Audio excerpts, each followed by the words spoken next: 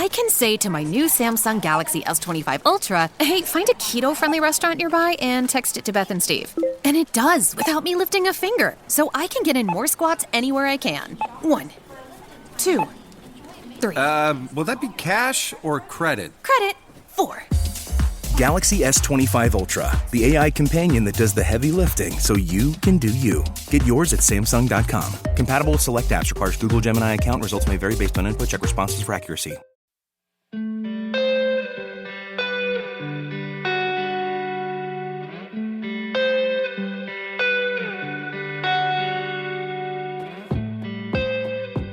This is Fortune's Wheel, a podcast history of the late Middle Ages, and I'm Jonathan. 4 years. This episode spans 4 years, but I really do think it works. I don't want to give too much away, but a lot happens here, including a little nod towards some soccer tactics, at least in my estimation, which also, in my opinion, is something the world needs a little bit more of. So, let's just jump in, shall we? This is episode 117, and it's entitled, A Ship Becalmed. Thank you for listening, and I hope you enjoy the show.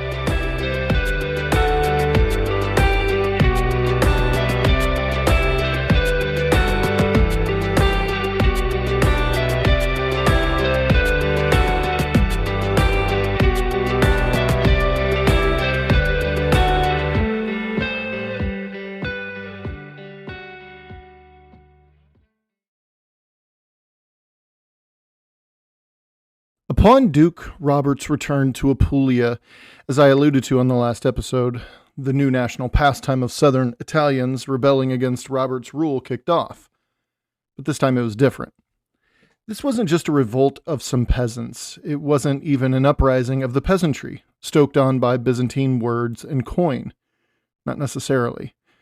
This rebellion was actually led by some of Robert's own barons. To add insult to injury, this one cut a little deeper to the Hauteville monopoly on power. Full transparency, Byzantine money did, in fact, fund this one, but it was money spent stoking the flames of already smoldering tensions among the Lombards, Greeks, Normans, and Italians in the region. Yes, I said Normans in there. See, the rebellion was led, essentially, by Lord Jocelyn of Molfetta, Molfetta being located just 17 miles straight up the coast from Bari. Jocelyn of Molfetta was close with 3 other men, 3 other Hauteville men, I should add.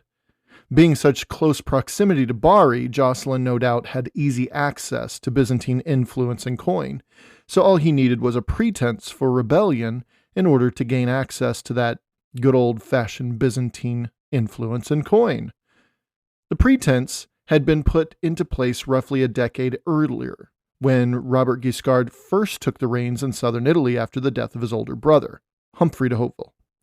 See, if you remember, when Count Humphrey died, he had already put, albeit reluctantly, as he didn't exactly jive with his younger brother Robert, he put Robert in charge of his entire estate, his wealth, his title, everything, just until Humphrey's young son, Abelard, was old enough.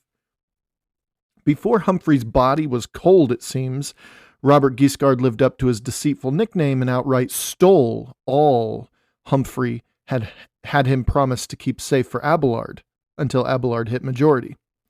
And Robert never looked back. Well, that was the pretense.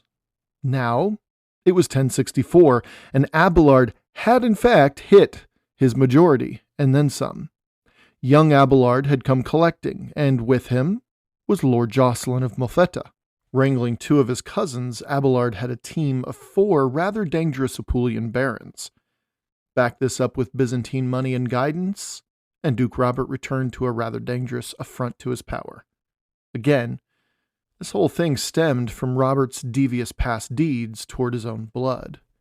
It's worth mentioning here that this money didn't necessarily come directly from Bari, though Lord Jocelyn, I'm assuming, used his access to Byzantine influence to gain such a connection to other Byzantine powers across the Adriatic. We will see that play out on this little narrative here. Across the Adriatic Sea in the city of Durazzo was a man who was a loyalist of the emperor in Constantinople. His name was Perennos, and he was the appointed Duke of Durazzo. Durazzo was fast becoming the new Bari, insofar as it was the Eastern Roman Empire's furthest western stronghold, now that Bari had been under increasingly suffocating pressure for the better part of a decade, if not longer than that. This means that Duke Perennos of Durazzo had a vested interest in keeping the Normans at bay, way over there across the Adriatic Sea. What better way to do this than to keep the powerful Norman duke from taking full control of his duchy? With a nearly endless supply of money and supplies and support coming from Constantinople by way of Durazzo, along with an already hostile peasantry toward Robert Guiscard, well, it seemed as if Jocelyn, Geoffrey, Robert of Montescaglioso, and of course Abelard might be able to do what not even the Pope had been able to do. They might actually topple the mighty Norman power structure once and for all, namely Robert Guiscard himself. Robert's attention was solely on Apulia for the time being. These rebels weren't just his primary focus, they were, in fact, his only focus. He had absolutely no time, no patience, and no money to consider anything else, least of all expanding his control over an obstinate Sicily. And speaking of Sicily, despite the lack of support from his brother, Roger never lost sight of his own goals. Malaterra uses the word determined here and adds that Roger was, quote-unquote, anxious not to remain inactive, which reminds me of what I mentioned a couple episodes back. Invading armies must keep moving, otherwise they will surely fail. Though history tells us that the Normans controlled places like Messina and Troina, we can't lose sight of the fact that this is still largely hostile territory. They may have it subdued, but unless they can begin to sway hearts and minds, well, subduing was all they could hope for. Malaterra continues, quote, as was his custom, he was always busy, so much so that neither strong winds nor the darkness of night could discourage him, for he moved from one place to another, taking charge of everything himself. His mere presence, more than anything else, terrified the enemy. They were so scared by his frequent and rapid movements that they thought him always to be there. End quote. But the chronicler continues to say that even eventually Sicilian networking started picking up traffic, and Roger's whereabouts were no longer as secret as they had been. Because of this, Roger, intent on continuing his raiding and terrorizing, decided to garrison fewer men in Messina and pull others toward Troina. Essentially toward Troina not only as a forward position, but also Troina was the place where dear Judith, Roger's new wife, was what typically spent her time. Once this small movement occurred, he surprised everyone and established a new temporary capital at a walled town he'd already attacked and taken earlier, the town of Petralia. Now, Petralia was a really interesting choice to set up a new capital city. Being an audio podcast, my hands are a little tied when it comes to giving you descriptions of places and their relation to one another, essentially maps, right? I'll do my best with your patience here. I'm sorry if this falls flat. Makes sense in my head, though. In the upper right hand of the rounded off triangle that Sicily can be seen as, in the upper right hand we have, of course, the Norman-held city of Messina. I mean, it's way up there, directly across from the toe of Italy. Now, from Messina, head straight west across the north coast of the island, probably, I'd say about 2/3 of the way to the western edge, and you'll see the grand city of Palermo. Headed slightly back east and south, right smack in the center of the island, and you'll find, of course, Enna, high atop a central peak. Formidable fortress. From Enna, move back northeast in the direction of Messina, and about halfway there you'll run into another mountain fortress. That's Troina. We've essentially just established a triangle between the 3 points of Messina in the upper right, Palermo toward the upper left, but not quite all the way over, and the bottom point of the triangle is Enna. Now, at this point, I'm going to point out something from my playing and coaching days that this makes me think of. In soccer, successful teams have mastered the use of triangles between players. I know a lot of you are following along with me here. For our non-footballers in the audience, let me explain it. In groups of 3 players, triangles are created and abandoned and recreated up and down the field for the entirety of your team's possession of the ball. Now, I feel like a good 900 years before soccer was officially developed, Roger de Hauteville was utilizing this idea of triangles in his approach to his next moves in Sicily.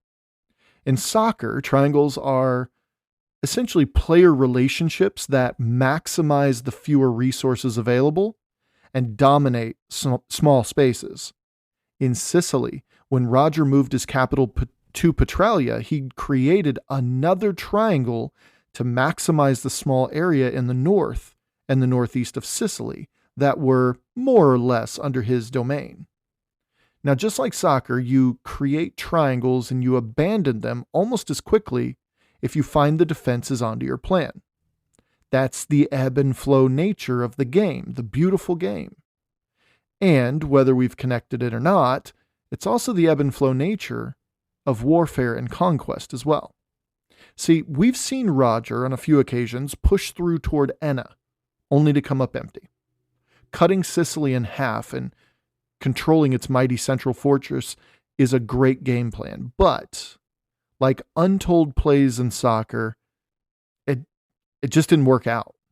I mean, that's the way it is. Some plans don't work out. A new plan had to be devised during the game, during the conquest. Now, in a soccer game, this is a momentary push the ball back to your defense again, reevaluate, pass around, form new triangles moving forward.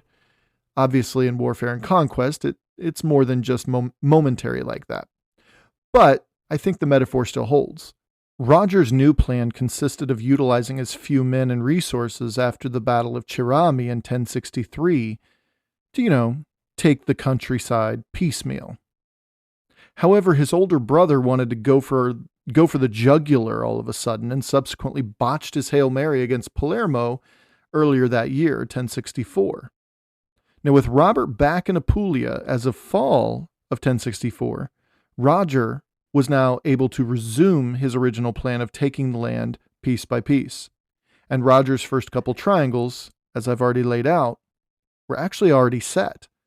His first one occurred a few years earlier, between the cities of Reggio on the mainland, Messina, and Troina. He'd established the far northeast of Sicily as Norman. His second triangle, in my estimation, occurred when he conquered, more or less, the Val d'Amone. See, in this triangle, we see Roger utilizing Messina and Troina again, but now he garrisoned men at the new Norman castle on the north coast called San Marco di Alunzio, which we've mentioned before. So that's another triangle. Now, these two triangles still only hold a very small portion of the island, but Roger realized pretty quickly, after attacking Enna and failing, and trying to drive further inland all at once, and failing. Roger realized pretty quickly that Sicily would be a pretty formidable task.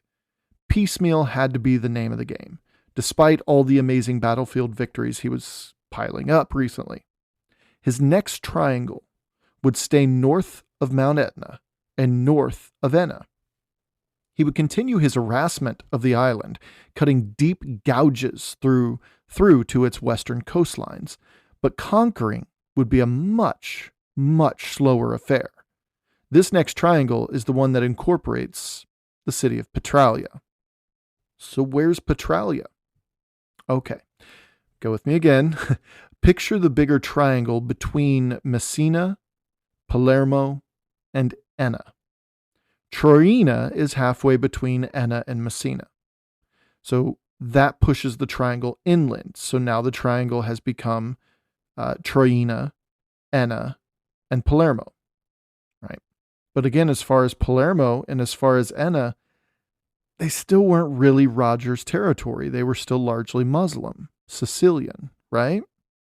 But that's what we're working with inside that larger triangle. So halfway between Palermo and Traina is the city of Petralia.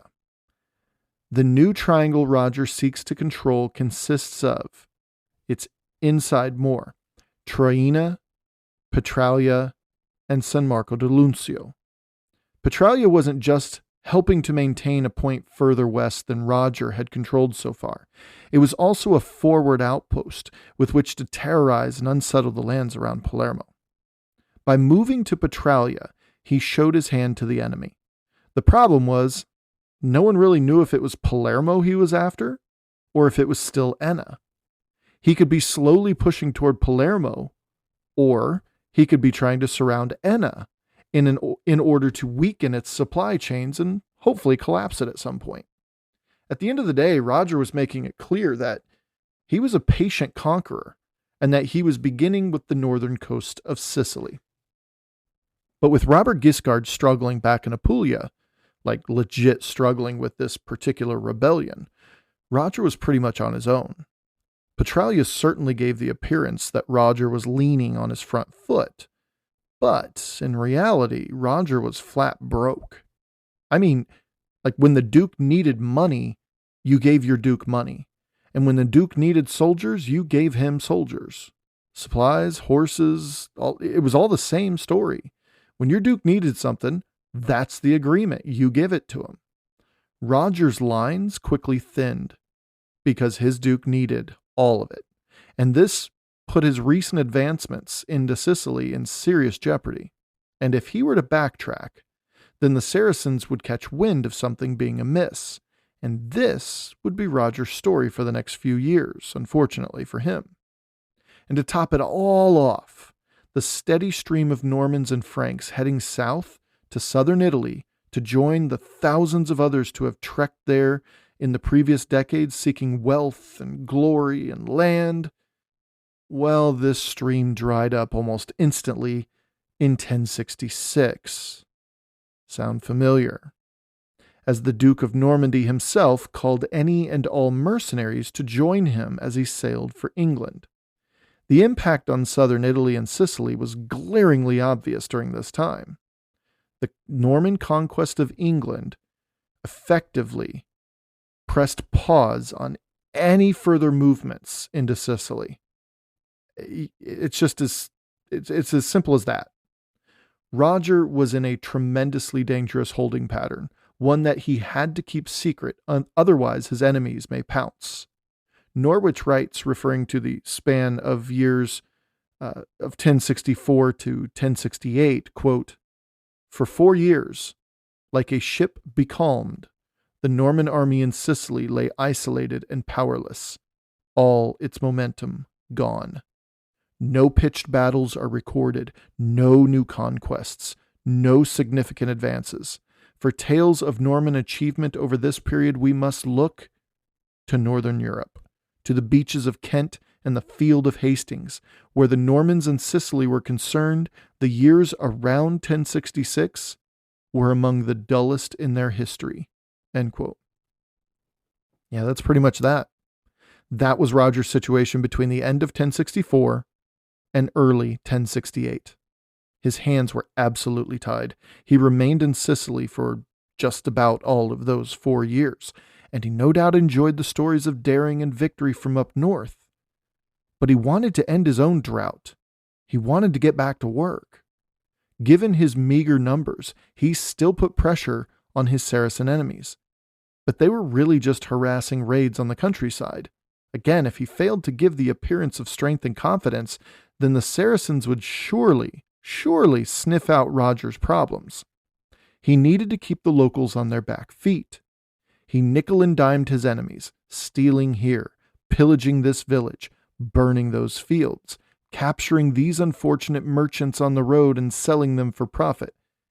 But come on, these were amateur tactics, and Roger was not an amateur. He, as Norwich says, must have been maddeningly frustrated. However, something was happening within the Saracen camp in Sicily that Roger couldn't help but look on with great interest.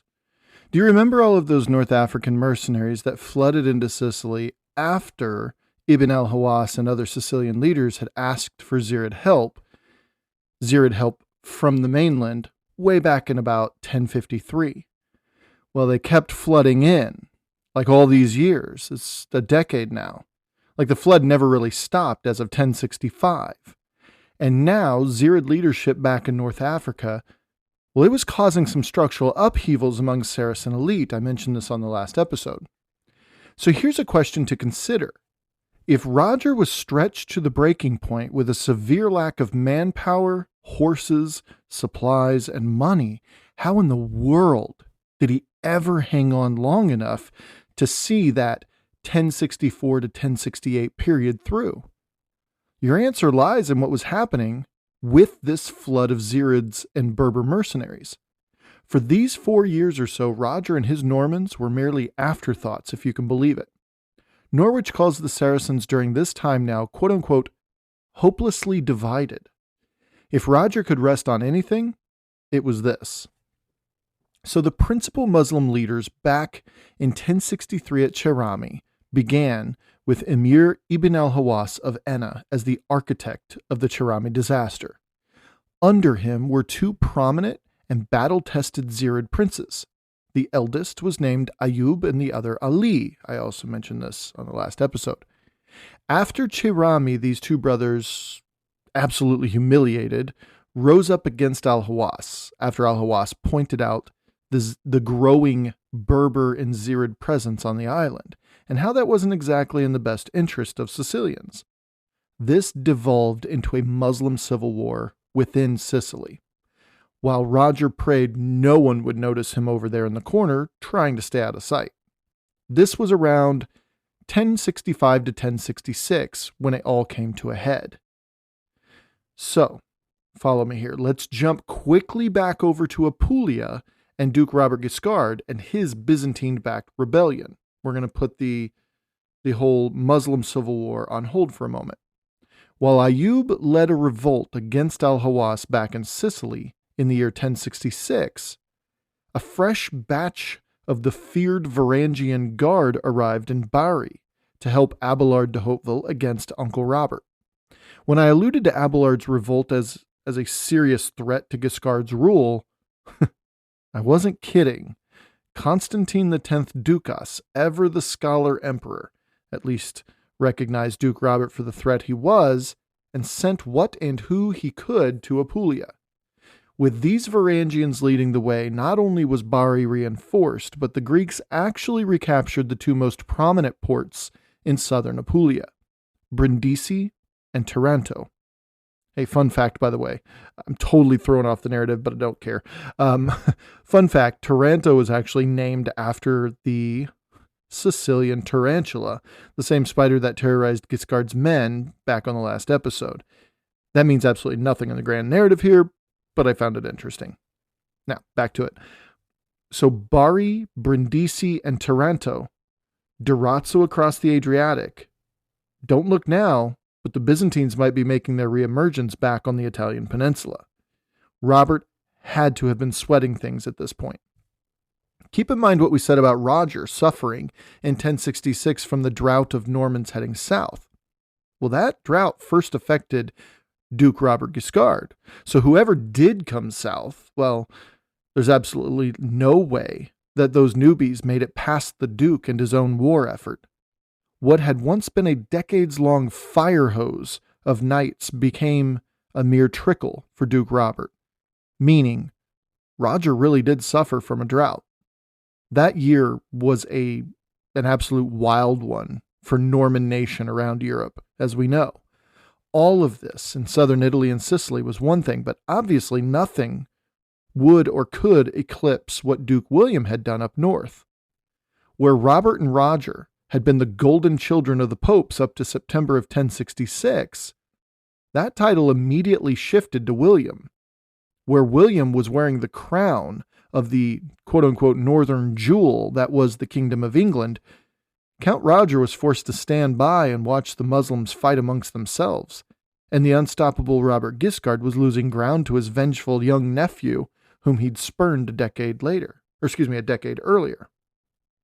1066 was a great year for some Normans and an absolute terrible year for others. But 1067, that would be different. Remember, though news was excruciatingly slow in the 1060s compared to today, news did travel, and it traveled well. People, especially those in the royal and papal halls around the medieval world, were well informed about far-flung places and people, all things considered anyway. From emissaries to merchants, the roads and waves were the internet of the day, and information did indeed flow. So when reports of the new band of Seljuk Turks conquered Baghdad in 1054, that news traveled. And by the time these same Seljuk Turks, a decade later, were raiding the Anatolian highlands amid imperial chaos back in Constantinople, well, people were also pretty well aware of it. Robert Guiscard heard about the death of Emperor Constantine X Ducas in 1067. Remember, the man who had sent the Varangians to Apulia in the first place. And he no doubt had a fleeting understanding of the issues within the imperial court, including the Seljuk Turks pushing in on their borderlands way out east. The days of a Varangian presence in Italy just had to be numbered, he might have thought. If he happened to pray for such a thing, his prayers were answered by the end of the year, because the new emperor, Romanus IV Diogenes, had in fact pulled the entire Varangian Guard back home to Constantinople. This was the pressure release that he was desperate for, because things just weren't looking good for him after 2 years of losing to his nephew's powerful coalition. The rebellion did continue, but as soon as the last Varangian left, the wind was all but out of its sails. Norwich says, quote, "The Greek initiative in Italy was halted, and deprived from one moment to the next of all the outside support, the rebellious vassals lost their nerve." End quote. It turns out that the last one of the barons to hold out against Duke Robert actually wasn't Abelard, surprisingly. No, it was a different nephew, Geoffrey of Conversano. So at the end of the last episode, I read to you a quote from Malaterra's chronicle about how the sons of Tancred were, greedy for rule, and how they were unable to put up with anybody in their vicinity, holding lands and possessions without being envious. Remember all this? And immediately seizing these by force and rendering everything subject to their authority. Yeah, all of that. Well, Malaterra goes on from there, immediately on from there in the Chronicles, to say the following about Robert Guiscard and his nephew, Geoffrey of Conversano. Quote, "Duke Robert possessed this characteristic," the one mentioned earlier, by the way, "even more than the others. Thus he attempted to make his nephew, Geoffrey of Conversano, his sister's son, render service to him for Montepeloso, as for the many other castra which he held from him." End quote. But here's the kicker. Quote, "Even though Geoffrey had not received either it or the others from Duke Robert, but had gained them from his enemies through his own energy and without help from the Duke." End quote. Yeah, Geoffrey of Conversano earned every bit of his land holdings and wealth and power by way of his own hand and leadership. He didn't receive anything from Duke Robert originally, so he wasn't technically Robert's vassal, though he was within Apulia. Due to his participation in the recent rebellion alongside Abelard and the Byzantines, well, Robert was going to force it upon his nephew. Geoffrey held out for as long as he could. Malaterra admits, quote, "Many warlike deeds were performed on each side," end quote. But due to some treachery, someone opened the gates and allowed the Duke entry into the walled fortress, thus ending the little takeover before anyone else would die. Now, while Robert Guiscard was conquering his nephew's lands in Apulia and overcoming a pretty rough 4 years over there, some major things were going down back in Sicily. In 1067, tensions finally hit the battlefield between Ibn al-Hawas and the Zirid commander Ayub, along with his brother Ali. A seismic shift happened, actually, as Ibn al-Hawas was killed during this battle against his North African opponents. This resulted in Prince Ayub, a Zirid, mind you, becoming the preeminent Muslim leader in Sicily, at least in name. This rough 4-year span between 1064 and 1068 came to a head just 1 year after Ayub defeated al-Hawas. But first, to understand what led to the hard stop that was 1068, we have to look at what Prince Ayub faced being a foreigner at the head of the largest force in Sicily. Just like in Iberia over the previous decades, Berbers coming north, this time to Sicily, found it very difficult to gain the established Muslims' respect and deference, and most importantly, trust. Just like Christians, one Muslim is not the same as the next, obviously, right? Loyalties ran deep. And when the Berber Zirids from North Africa sent 2 Berber Zirid princes to Sicily, the local populations regarded them as mercenaries, as foreigners, nothing more. They certainly weren't Sicilians. They were loyal to their Sicilian leaders, not some Berbers from across the sea. Even with a resounding victory over a Sicilian emir, Ayub struggled mightily with the concept of legitimacy. Throughout the rest of 1067, he did his best, but again, Sicilian loyalties didn't come easy. In fact, in matters such as these, they often came to blows. But Ayub knew that, with the Normans standing by and watching his Muslim brethren duking things out and killing one another, well, he realized that the Muslim hold on power was slowly eroding itself away. It was making it easier for the Normans. Seen in this light, we see why Prince Ayub rushed to confront Roger de Hauteville, as the latter was hanging out in Petralia, terrorizing the northern countryside. Unfortunately, what he didn't realize was that his victory over al-Hawas occurred at precisely the same moment when Normans began heading back south. William had gotten the crown and was now just divvying up the land amongst his loyalists and subduing his kingdom with the people who were still willing to stay there. And Duke Robert also was just released from his rebellion, thus freeing up numerous resources to share with Roger.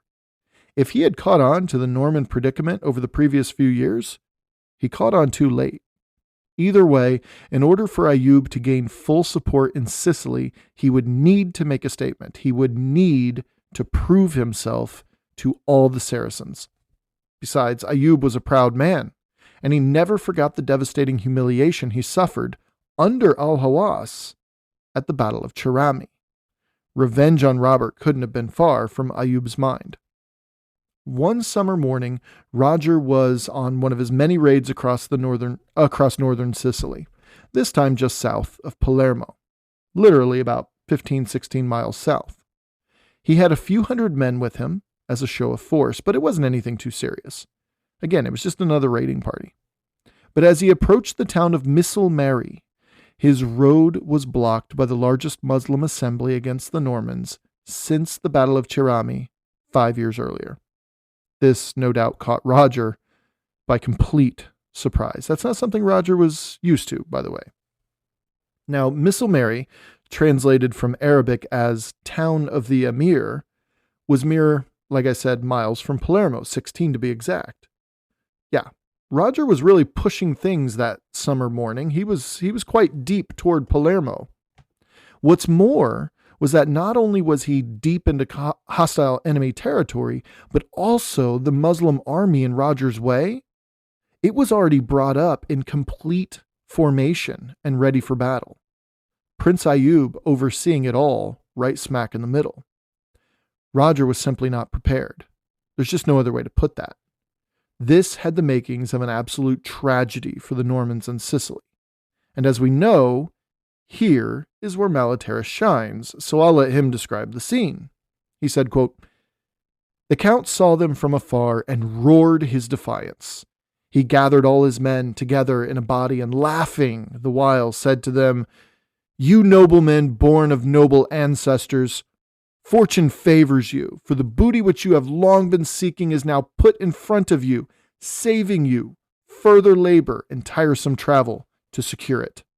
Behold the booty given to us by God. Take it from those who are unworthy of it. Let us use it, dividing it up as the apostles did, to each according to his labor. There is no need to be afraid of those whom you have defeated on many previous occasions. If they have changed their leader, they are still the same people, of the same quality and of the same religion as the others.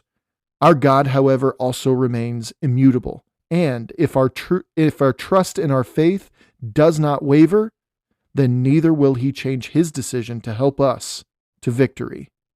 End quote.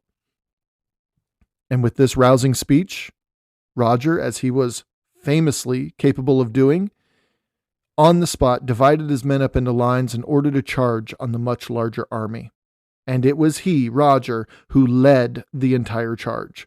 Smashing into the Saracen front lines caused a panic amongst Ayyub's men, and when the Normans rode their horses over any Saracen in their path, Ayyub's men began to flee. Ayyub had put everything on the line by standing in Roger's way that summer morning outside of Palermo, and he was watching it all being trampled literally under the hooves of Norman horses.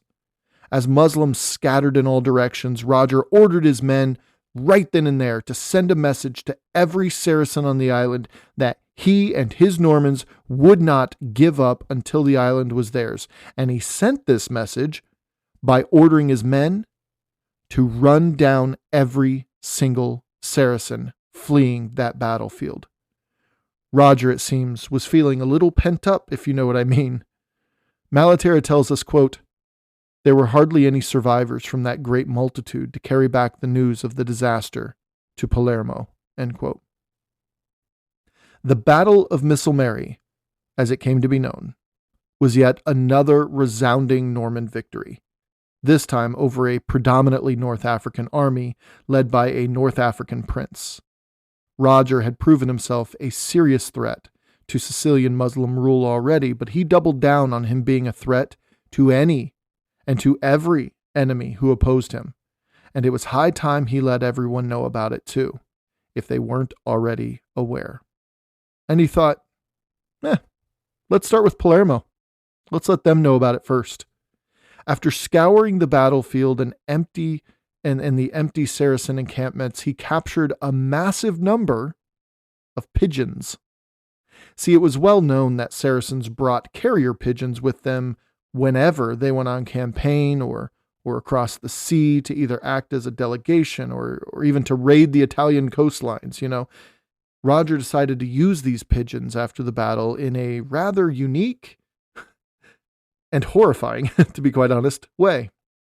Now, believe me, I wrestled with whether to add yet another Malaterra quote here, but there's just something innocent in how he talks about the pigeons, so I thought I'd add it. So forgive me if these long-winded quotes bother you. It's just another reminder that people living 1,000 years ago were really quite similar to us today in so many ways. Malaterra writes, quote, "It was the Saracens' custom to bring with them, when they went on a journey of any length, pigeons that at home were fed corn mixed with honey.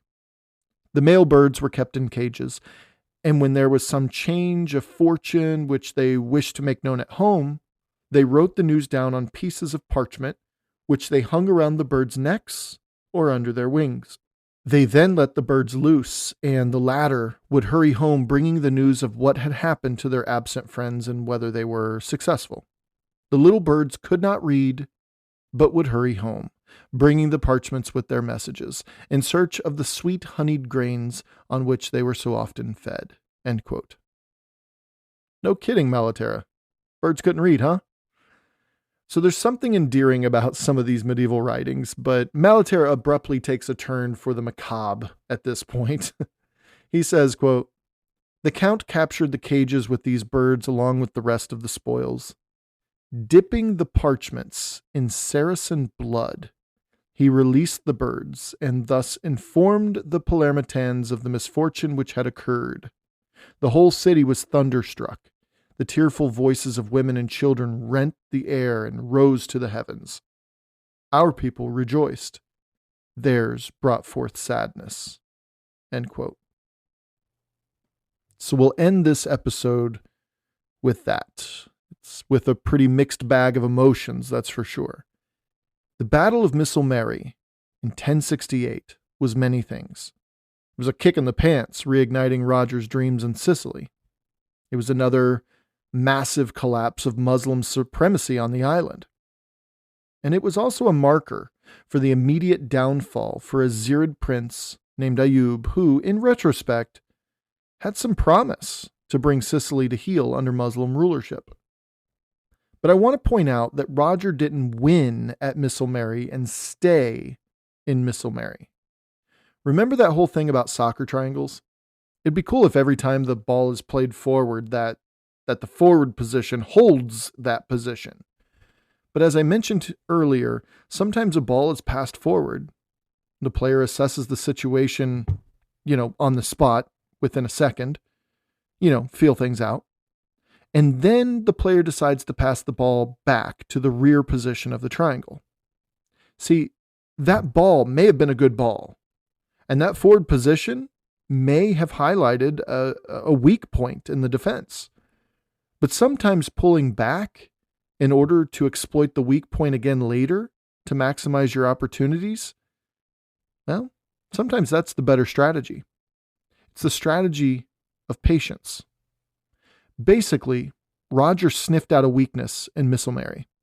Not only was the North African army decimated, but the fact that he was able to do what he did just 16 miles from Palermo showed the Saracen weakness around the city. Roger didn't have what he needed yet, so he just passed the ball back. He pulled out, and he went back to Petralia. This is the ebb and flow of the beautiful game. And this is the ebb and flow of conquest and warfare. In my opinion, Roger played this perfectly. So as it were, after surviving, and I use that word deliberately here, after surviving the years between 1064 and 1068, the Hautevilles were back in business as of August 1068. The quote-unquote becalmed ship that was the Norman machine once again got the wind in its sails. There would never again be a time during either Robert's life or Roger's life in which they would be as sedentary as they were during those 4 years. And on the next episode, things picked up. We'll pick up with what is occurring almost exactly during the Battle of Sicily, this time back in Apulia, and Duke Robert looking for a little vengeance for what he was just put through. He'd tamped down the rebellion and stolen even more from his nephews. But the problem of Byzantine money was a real problem.